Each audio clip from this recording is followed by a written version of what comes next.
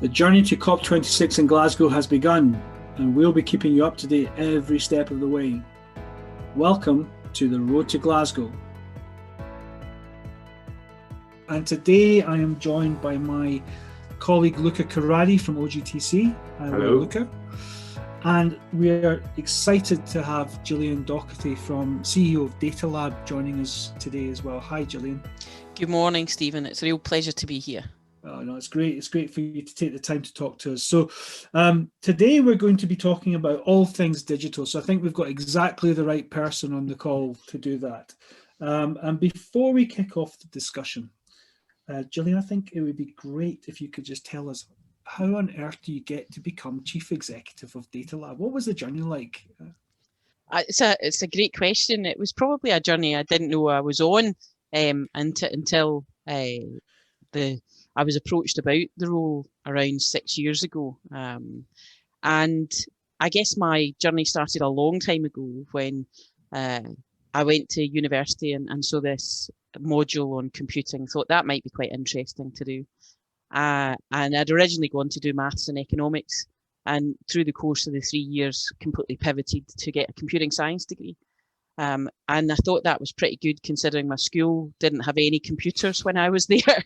So that was a really exciting journey. And back then in the early 90s, it was common just to go through what was then the milk round. You know, employers came round the universities and hoovered up talent. And I was really lucky to get a role at IBM, where I spent the next 22 years actually of my career doing a whole variety of different jobs. Originally started in technical roles, supporting IBM's mainframe business, and then through into client-facing roles, and then running parts of the sales teams and the business teams.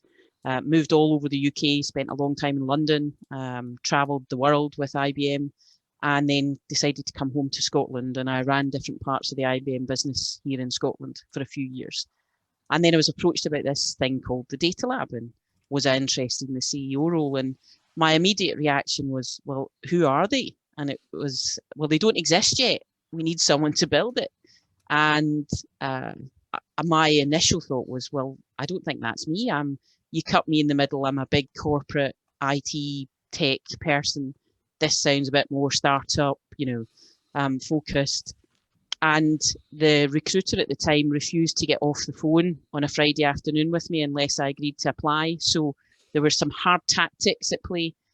And my goodness, thank goodness that she did, because I did apply. And the more I got to understand the mission of the Data Lab and what it was trying to do for the country, and at the time my daughter Charlie was around 4, I was then hooked. I thought, I've got to get on this journey. I've got to put my best foot forward and try and do this, because it could make a real difference to the country, to the economy, to society, and ultimately my daughter's future. And I was really fortunate enough to be offered the role, and it's been an amazing journey since, just coming up on 6 years running the Innovation Centre, and I've loved every second of it. That's fantastic. Real commitment and enthusiasm to the mission of Data Lab. And for those who are not familiar with the organisation, can you just kind of tell us exactly what it is you're trying to do? Sure, absolutely. So we are Scotland's Innovation Centre for Data Science and Artificial Intelligence. And our role really is to help maximise the value of data for Scotland, and in doing so, kind of lead the world to a data-powered future. But at its heart, it's about driving economic benefit and societal benefit for the country. And that's what got me hooked. And how do you do it? How does Data Lab does it? How do we do that? Well, we've learned a lot over the last few years about how to get better at doing it. And we probably have a lot more to learn as well. But fundamentally, we have kind of 3 pillars of activity in doing that. We have collaborative innovation, where we work with organisations building collaborative projects to support them to use new data techniques, machine learning, natural language processing, computer vision technologies, to drive new products or services, or to build operational or productivity benefits for their organisation. And we've got a variety of services within that, from funding to support a company working with academics. We have an in-house data science team we can deploy onto projects. We have a service called Torch that helps organisations on their data journey and guides them through engagement with the supplier network, through to working with companies to help them go and bid for innovation funding outside of Scotland, and support them on those projects. So that's the kind of first pillar. The second pillar, and this is probably the one that has grown the most, is our skills and talent work. We had the intention of doing some skills and talent work, but really when we understood some of the barriers to companies really progressing down their data journey, at the heart of it is skills and talent. So how do they get their senior leaders and their boards excited about the opportunity from data, to understand how they can use that to drive and help them build or deliver their company strategy, right through to senior managers, through to senior technical practitioners, and then entry level. And then I guess at the other end is getting our children excited about these types of technologies, and educating them. So within skills and talent, we have a variety of services, from sponsored masters. So over the last 5 years, we've sponsored over 700 master students, funded their course fees, pulled them together for skills and employability training and meta skills, challenged them during Innovation Week to work together in teams, driving some innovative data project, and then out into industry for their master's projects, and hopefully then into jobs that help make a difference for the companies they work with, right through to sponsored PhDs and engineering doctorates for more advanced research work, continuous professional development for skills in work for people who are retraining or upskilling, and through to executive and leadership education for our senior managers and leaders in our boards, to help them understand how they drive value from data and how they make use of these new capabilities and techniques. And then underpinning those two pillars is our community pillar. So building a robust and supportive, vibrant data community, not just in Scotland, but out across the world. And a variety of programmes in there, including DataFest, our big annual festival of showcasing data innovation. So there's a real variety of services that we've built and developed over those years. And the key thing as an innovation centre is we need to keep innovating. So something that we maybe did 3 or 4 years ago isn't relevant now, or the supply chain is picking up that demand. And we need to keep looking at, well, what do we need to do for the future? And how can we continue to make a difference? That's fantastic. So, I mean, that gives you a completely unique perspective on, I guess, how Scotland is performing in this whole data and digital landscape, as you know, in comparison with other countries in Europe, perhaps. How do you think we are getting on in terms of upskilling our population and giving sort of equitable access to data digital learning and access to tools? I mean, where are we in that? I still think we've got some way to go. I do think as much as this last few years has been a great journey, developing and helping many people and organisations, I do think we're still just scratching the surface of it. I think we've got some way to go. What I'm encouraged with is the momentum we're building and the drive, both politically, but also, you know, in the companies that we talk to and the organisations. There is a real recognition and understanding, I think, now that actually companies need to do more to innovate, to stay ahead, to use data and digital technologies better. Because if they don't, then actually someone's going to come and disrupt them in their market. And that is a real challenge. I think there's much more awareness of that. So there's both an opportunity element to it, but also a threat element to it, that if they don't use these techniques and tools, I think at a citizen level, I think there's definitely more we can do. And if anyone hasn't read it, I would recommend having a look at Mark Logan's report that he completed in 2020 about digital entrepreneurship and the digital and tech business. And he made a number of really solid recommendations about the importance of computing in schools, for example, compared to other subjects, and exciting our young people about digital and technology entrepreneurship. So we're on the road, as we are on the road to COP, but like the climate emergency, certainly for digital and data, there's more we can do. You touch upon skills, Gillian, and I think that's very an important part. With somehow digital is the other big transformation society needs to go through, together with decarbonisation, and it is going through. And maybe sometimes a bit daunting for business or people, because the data science sounds so exoteric. And although I think a slogan some years ago said every business is a digital business, and I believe that. I think what you describe is interesting, because there is a need for data scientists, but there is a need for what I would call data citizens or digital citizens. So leaders, managers, practitioners don't need to be graduate in mathematics and understand AI or algorithm. They need to understand the art of the possible. So what data can do and what data cannot do, or what are the limitations but the potentiality, and then rethink the business. And I guess understand you're doing educational programs or across Scotland about that, which I think is great. You can build a bit more about that.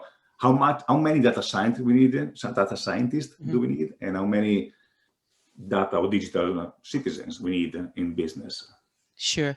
I think you make a really interesting point, and indeed a piece of work what we've been doing over the last year is around, shall we say, the thinking and analysis of those two categories. And we've kind of narrowed in on three kind of categories: data citizen, data worker, and data professional. And we need a lot more data-enabled citizens and data workers than we need data professionals. So back to your point, we don't need 1 million PhD data scientists, but it would be great to have 1 million informed business leaders about the opportunity from data. And then they're much more informed about how to take their business forward and when to use those real deep technical skills appropriately to drive the opportunity. So it's, I think there's and again, I think digital probably is an even more holistic view, is that actually digital enablement of every single citizen in the country is vitally important, and no more have we seen that so in the last year with the pandemic. And I think the kind of data level of that is really kind of having some sense of understanding and truthful information about data as a citizen of the country. And that's been another important aspect of I guess, the pandemic. But you're absolutely right. Data citizens, data workers, data professionals. We need much more of the first two than we need of the data professionals. However, we do still need more data professionals to support the companies on their journeys, because the more that they leverage this type of technology, the more skills that we're going to need. And I guess that's part of the work you're doing with the young people or with the school and the students, to try to encourage the STEM or the data science career in Scotland. We have a good digital ecosystem in Scotland. I started from the Dundee with the games years ago, and then developing. But sometimes I think the challenge on entrepreneurship is that scaling up, and scaling up might end up being an acquisition from some other part of the world. So we develop something fantastically innovative, and then the rewards and the big reward somehow happen elsewhere. I don't know. That was part of the Logan report, I guess, as well. Right? It was, yeah. He covered that in quite a lot of detail of how you build that larger funnel to get to the much larger kind of digital and tech businesses. And there will always be a level of, consolidation, merger, acquisition. I think the key thing is, how do we support our organizations that want to scale, with access to talent, resources, help, coaching, mentoring, all of those other things that are really important, augmented with the drive to scale. I want to shift gears a little bit, Gillian, because we are in a COP year, COP26, coming to Glasgow. It's a huge opportunity for us not just to showcase what we're doing as a society to decarbonise, but also to think about, I guess, the challenge of the future and how we're going to tackle things. First of all, have you got any plans to showcase during COP26 as Data Lab, or what's your perspective on that? To be honest, I think we're looking at it as an opportunity for the entire year. So looking at programmes and activity right through up until November to COP, and then also more critically important after COP. I think we need to be aware that as much as this is a huge opportunity for Scotland, and it's fantastic, absolutely fantastic that COP is coming to Glasgow. And it gives us great opportunity, but it's not the be all and end all of, after November, we need to get on with the hard work of decarbonisation and the challenge and the climate emergency. So at Data Lab, we have a number of things going on right through the year, collectively with the innovation centres. And in November last year, we launched the Countdown to COP across the Innovation Centre programme. So that's the Data Lab alongside our Innovation Centre colleagues. We have already identified part of our existing work that we can then focus on the climate emergency, and indeed we've already started to do that. So Innovation Week for our master's students last year was on sustainability and circular economy. Our innovation challenges this year will be definitely related to COP and the climate emergency. Data Fest will have some significant themes this year. So Data Fest, which will launch in March. Traditionally, it's a kind of 2-week intensive festival, but this year actually we're going to run it from March right through to the end of November after COP. And the theme for Data Fest this year is our data and how it impacts our economy, our society, our people. But within that, each quarter between March and November, we will run an intense week focused on 3 different themes. The first of which is our future, which really hints on actually where does data really help drive our future more broadly. The second theme will be our people. So how does data help our people, our citizens, our public service, the companies working and supporting individuals. And then the final theme is our planet, which absolutely mirrors exactly with, and that will be our October week. So just before COP, is how our data impacts our planet and how we can do more. And it's going to be great to be able to showcase work from not just Scotland, but out around the world during that activity. But we'll also work with other Scottish partners, our Innovation Centre partners, our research pools from our universities in looking to see how we can support the actual COP event itself, whether that's in the kind of green zone or the blue zone, depending on what opportunities present themselves. So essentially, we understand the importance and we're driving towards whatever we can do to make both the journey to COP itself and the journey afterwards successful by leveraging data. That sounds fantastic. A full program there.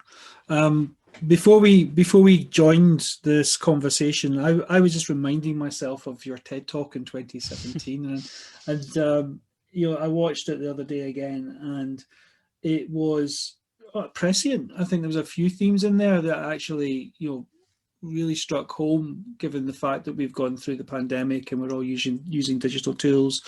One of the questions you actually posed the audience right at the very beginning is, if you're attending a conference in Glasgow, how are you going to get there? I mean, what are you going to come, or are you going to be here virtually? And if you're here virtually, what's that experience going to be like? Do you think COP26 will be a hybrid model of physical activities and virtual? Do you think that's going to be the trend? I think the intention even pre-pandemic was that actually, although physically everyone was gathering in Glasgow, there was going to be a huge investment in ensuring that the world can participate.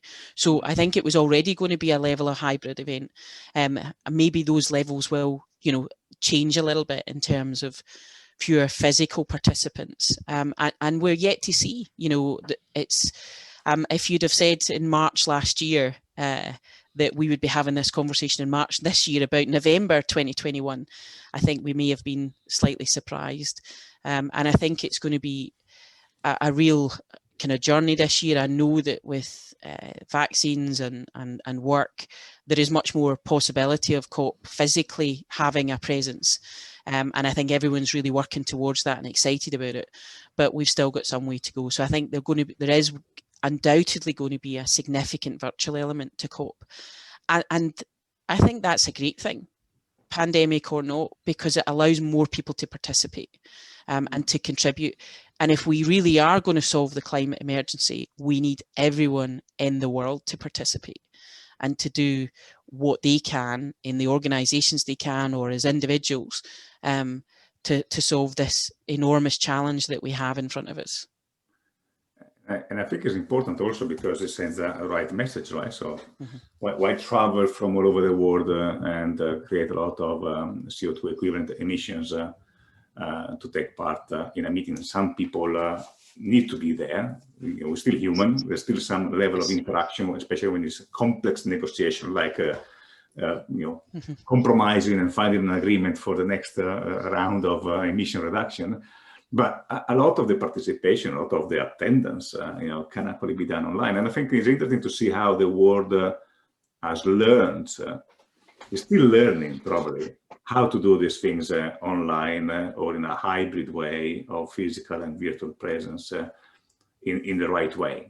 So we were forced to make a shift and working remotely in the space of 2 or 3 weeks, something that as a former corporate consultant, it would have taken probably 9 to 12 months of a program and complex communication to convince people to do it, and that happened. And like you, probably, I've been in so many workshop events, meeting virtually, because I don't have to travel there. I can be in Amsterdam and Glasgow in the space of 20 minutes, or actually in a second, really. So it's interesting to see how this can work and maybe set an example. And when things go back to normal, we might do a lot more of these events virtually, even if there isn't a pandemic, and for an effectiveness and for a carbon footprint reduction too. So we're also planning to be a COP, and we're planning a hybrid approach as well, and trying to engage with as many people as possible around the world, innovators, technology, and etc., to bring them virtually to Glasgow. We're still in Scotland, virtually. Well, no, absolutely. I think that transition did happen pretty much overnight. I think there's been a huge amount of surprise and shock. Actually, you can do this. We can do it remotely. If we were doing this, I would have come to you and we would have recorded it in some other way. But you can do that now. I think there's still work to be done on improving the virtual experience digitally, and there's a huge investment going on now to do that. But at the end of the day, there'll still be a level, I think, of human interaction. I think we're human, and certainly after almost a year of working from home, I know my team, myself, and people I speak to, we do miss that human interaction. But maybe it doesn't have to go back to exactly the way it was. More sporadic, more, shall we say, impactful when we do get physically together, and actually leveraging digital and remote facilities in a much more effective way that we've had to learn to do. And I think certainly technology vendors in this space that create these experiences and platforms are investing huge amounts to make it even better for us and more productive. Yeah, I was reading in the New York Times recently that there's a bunch of startups in the States looking at platforms similar to Hopin and Zoom, but what they're focusing on is the interface doesn't necessarily have to be faces in a box. It could be something completely different, and the experience of talking to someone you don't necessarily have to have the video element being front and center to that. So it'd be really interesting to see what comes out of some of these new startups, because I think there is room to be more creative with this kind of technology, and it doesn't have to be that expensive either. So absolutely. you know, maybe you've experienced this as well, but I thoroughly enjoy an audio call now because I can go for a walk. So we're encouraging our team to do more.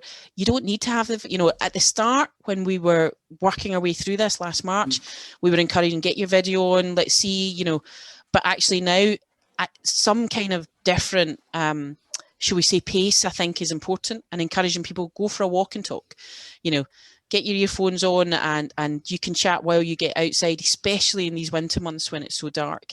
Yeah. So I think it's about finding that right balance of different mediums and maximising the use of them for the work we're doing, but also our own well-being. I agree with that. Not surprisingly, the hottest social media now is a voice-only social media, where you join rooms and just talk without any video, without picture of kittens, without you know, all that craziness of Instagram. We'll see how that, but it's quite interesting to see that.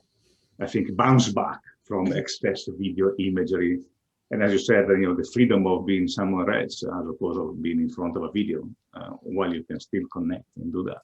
Sure. So I guess with that comes a point, you know, about connectivity, you know, and especially in Scotland, you know, with a lot of a big part of the population living in rural areas, and the need therefore to bring that element of connectivity and you know,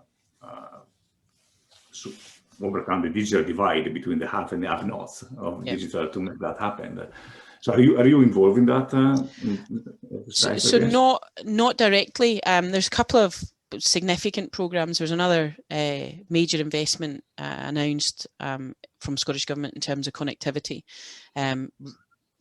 right across the country, I think, plus the work that the new 5G centre will perform for Scotland, I think, is critical, and almost just dropping that in, and we might come back to, you know, 5G I think uses about 10% of the electricity that 4G uses, so through the design of the technology.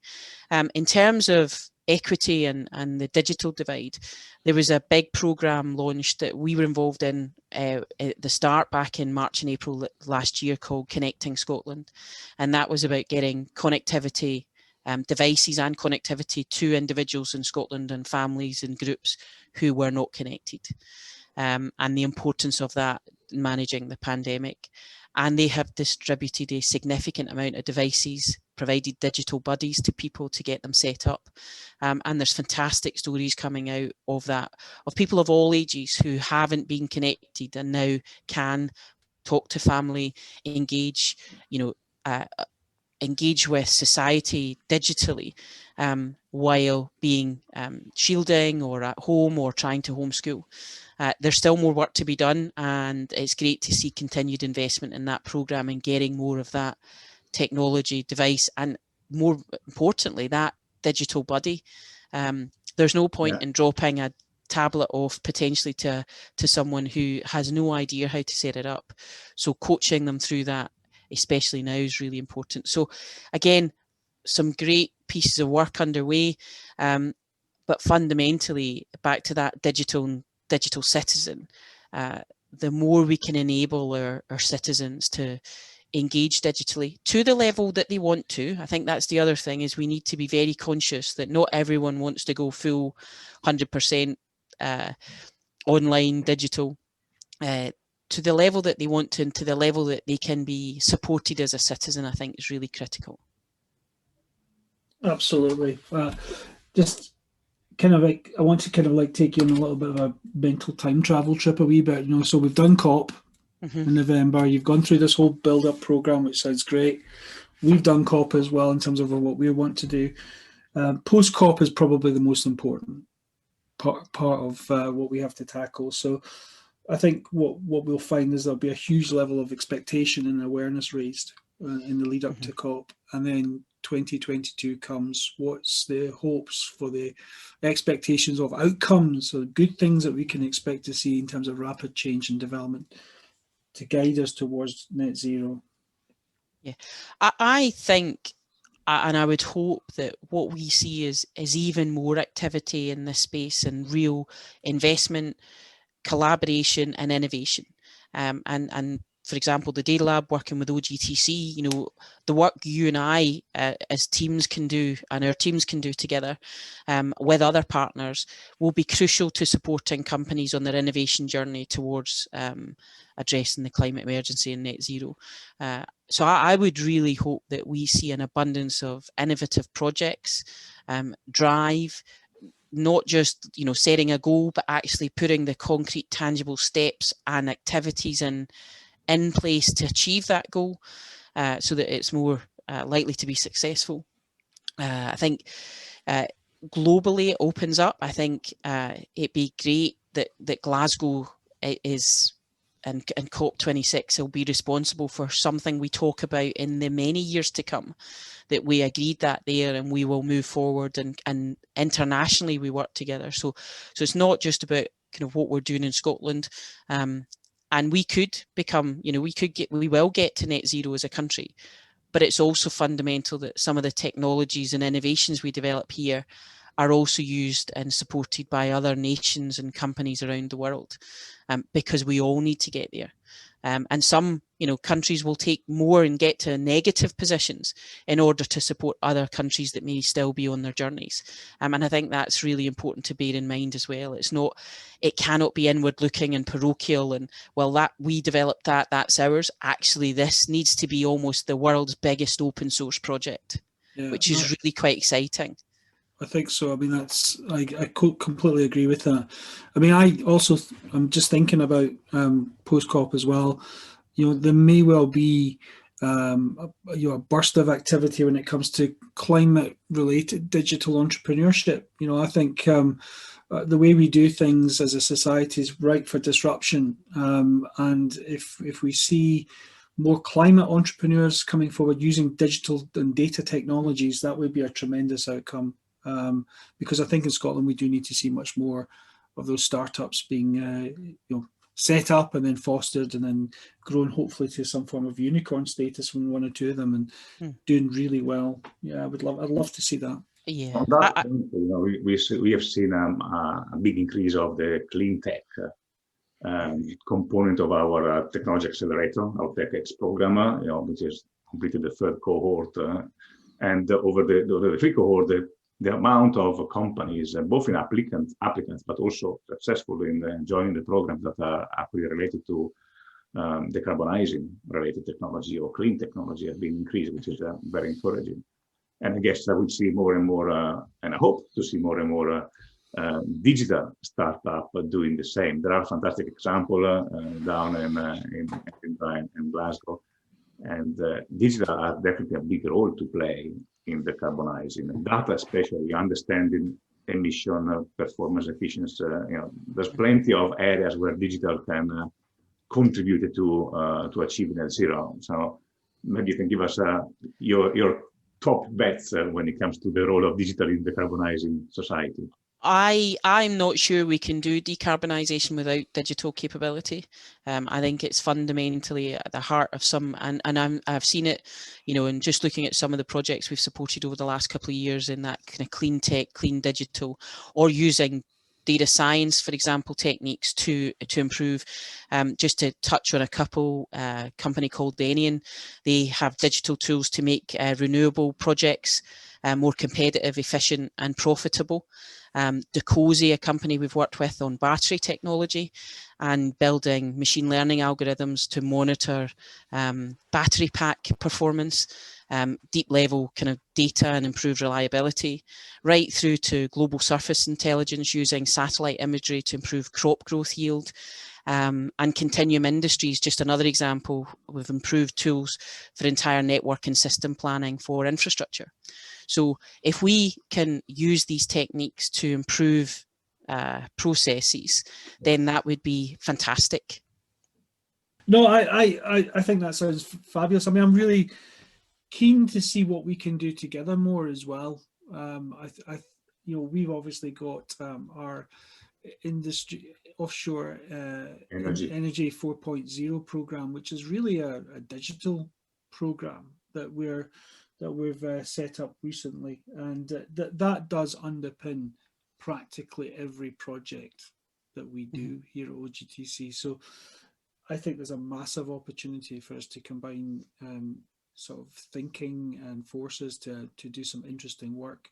Good examples. I mean, I was really heartened and excited to see Microsoft doing quite a lot with the offshore industry a few years ago, where they put some equipment in a subsea tank and sank it. I think it was off the coast of Orkney, was it? I think it was. It was, yeah. They did the first. It was an experiment to see how underwater data centers could perform, and the reliability of the devices under pressure in the tank, and actually the analysis. They raised the data center just during 2020, and now analysing the data from that. But the initial data is very encouraging that actually the server technology was more reliable at the bottom of the sea than they have seen in their data centers. So it's just a little hint. I'd like to see the data behind that, but that's quite exciting.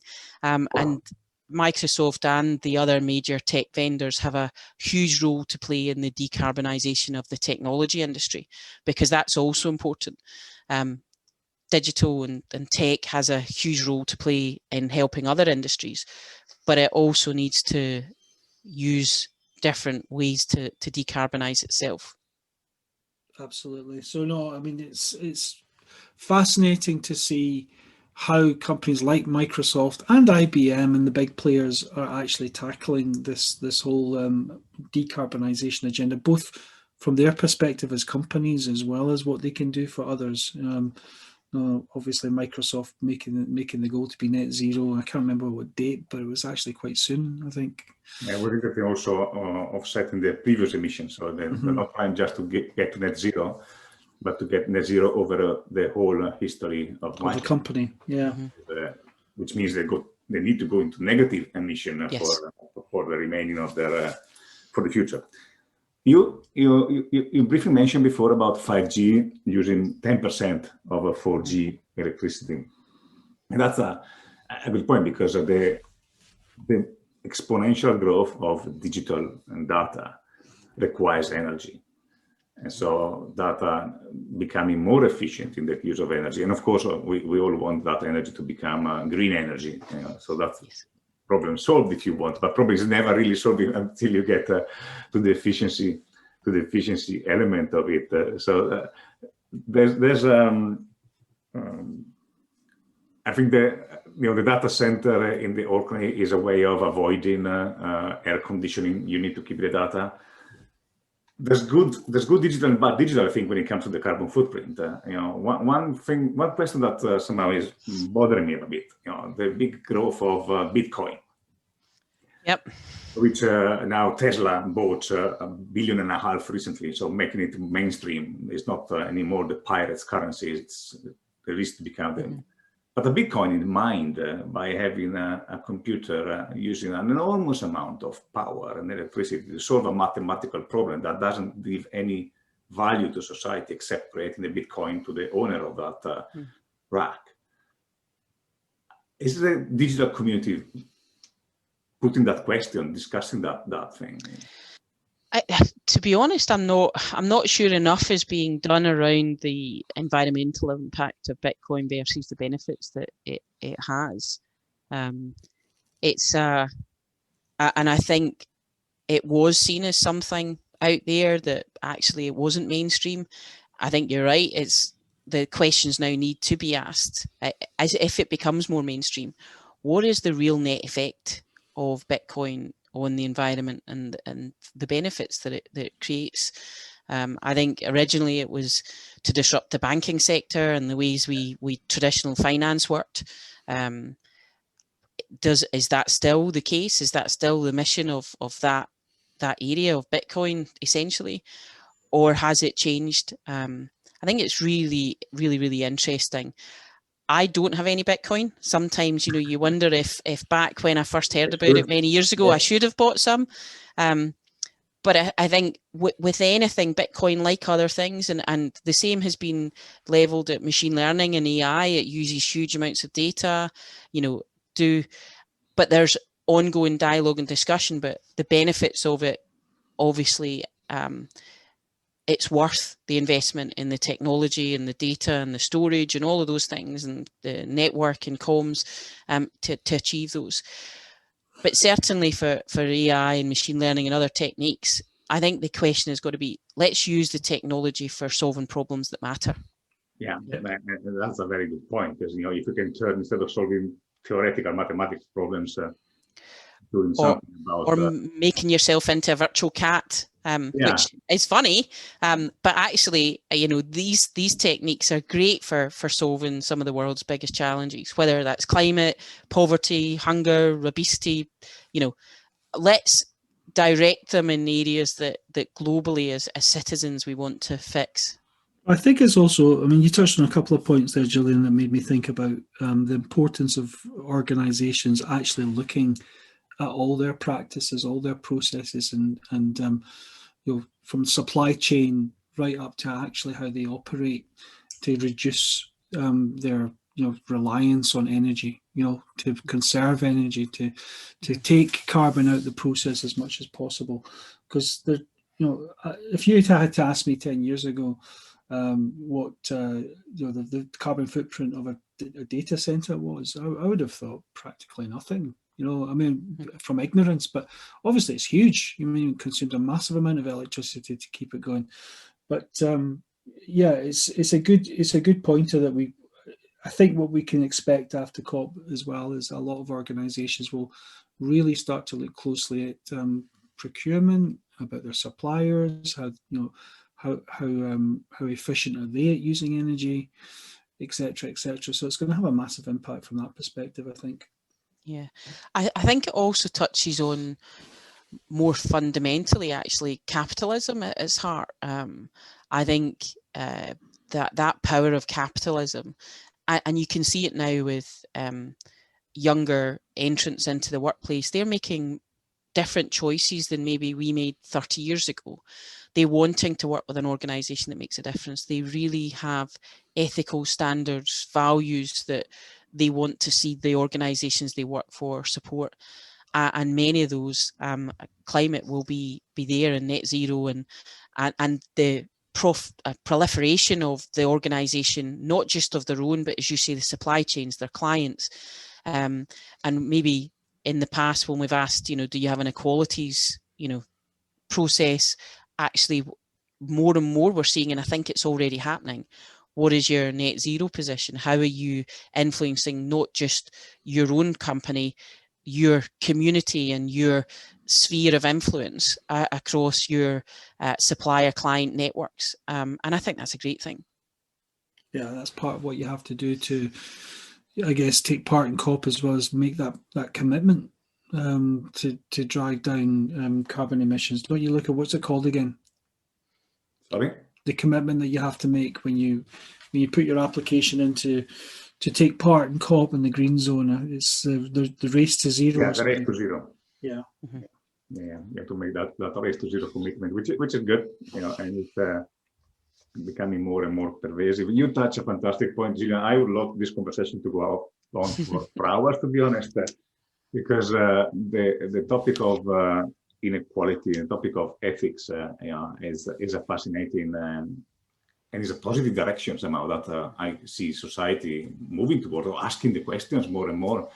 And that happens in the digital world as well. Machine learning, AI, the risk there, despite the great opportunities, is to bring some of the human bias or some of the digital biases into the system. I think there was already some point made about facial recognition technology having struggle to recognize black faces or people of color faces, and it's famous some programs that were sort of a black box making decision on parole in the US, bringing bias, and it's not as simple as this is the bias of the programmer, because we know it's not the programmer bias, it's the data bias. The data we have available that feed the data set that train the algorithm.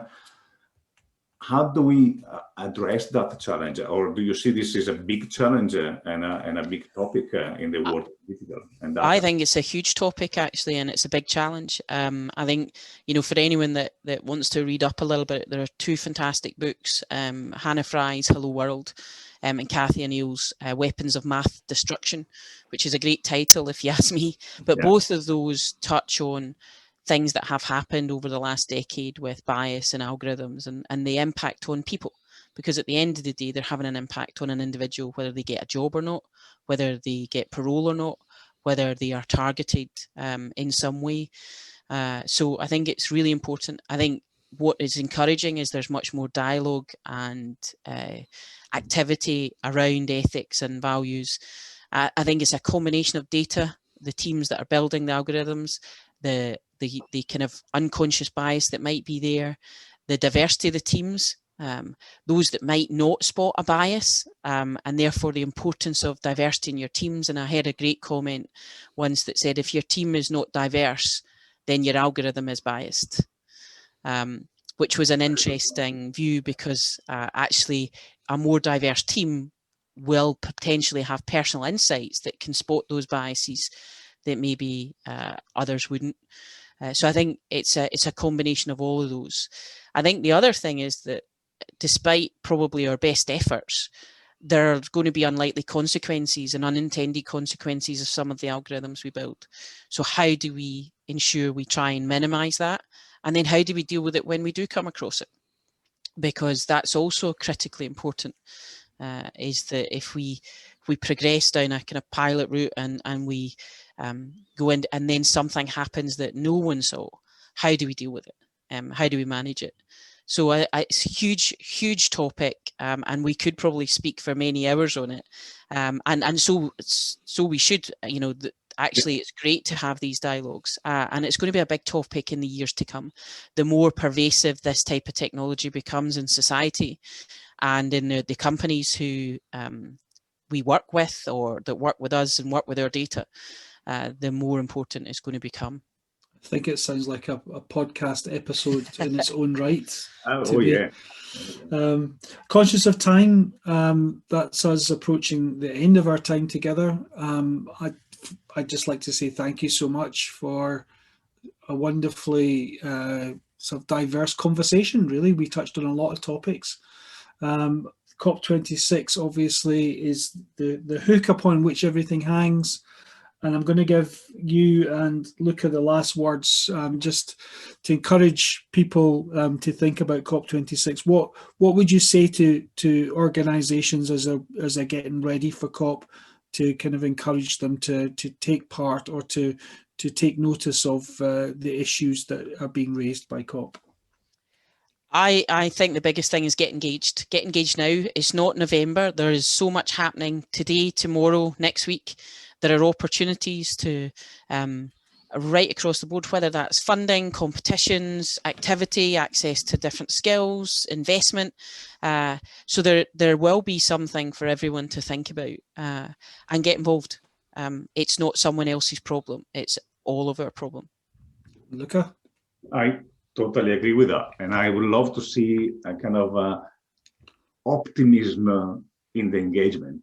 There's been a good work done in the debate in the past couple of years that raises the level of attention towards climate change and what we need to do.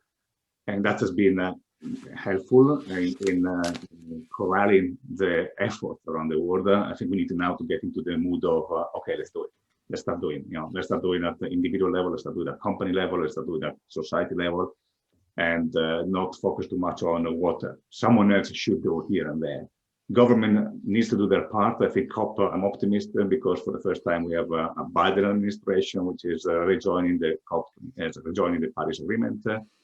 China, which is a big emitter, committing to net zero by 2060, not 2050, 2060, but still is China, which is very important, and the EU, which is the third pole in the world, being always on that route, and the UK leading that as well. So the direction is right. It won't be perfect, but it's going the right direction, and I think we should embrace that and use COP as a catalyst to make a change. And I think for me, I would bring it down to a different level as well. I would probably encourage every organisation to start thinking about two things: digitize what you can, because you've experienced fast digitization of this last year. You know it now can be done, and it will reduce your carbon footprint. And also look very, very carefully at your own sustainability and your supply chains and your providers and partners and how you operate. and try to achieve net zero in your own business. So that would be my encouragement. But thank you, Gillian. That's a wrap, I think, for us. It was a pleasure. Thank you.